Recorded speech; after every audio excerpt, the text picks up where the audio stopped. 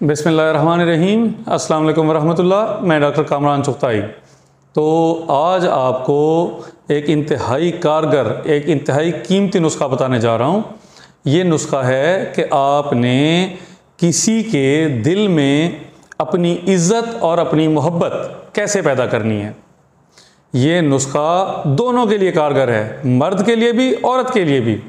तो नुस्खा यूँ है कि मिसाल के तौर पर ये समझें कि ये मर्द है या ये औरत है।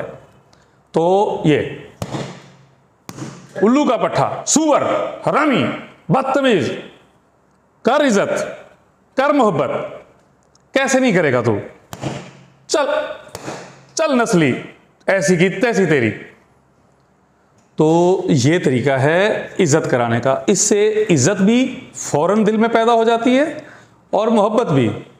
और हाँ, मगर एक एहतियात करनी है कि ये जो है ये नुस्खा मर्दों पर हूबहू इसी तरह लागू किया जा सकता है। औरतों पर अगर थोड़ा सा एहतराम करें, गाली ना दें, बाकी जो दिल करता है कर लें। आपको ये बात बड़ी हैरानकुन लगेगी और यार कसम से मैं सही कह रहा हूँ। ये मैंने हमारी अपनी 80s के दौर की फिल्म का एक सीन देखा तो उसमें मुझे पता चला। समझी? ये सफेद दा ये मतलब है तू किधर मेरे नाल प्यार ते नहीं करदी? नहीं। मेरा ख्याल है तू प्यार करनी। नहीं। आगे ये वेले सोच ले। नहीं नहीं।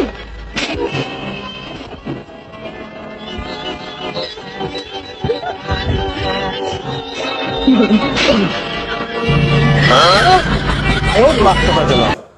और फिर जब मैंने बनी नौ इंसान की हिस्ट्री को जायज़ा लिया तो पता चला कि ऐसे ही मोहब्बत करवाई जाती है, ऐसे ही होती है, परेशान होने की ज़रूरत नहीं है।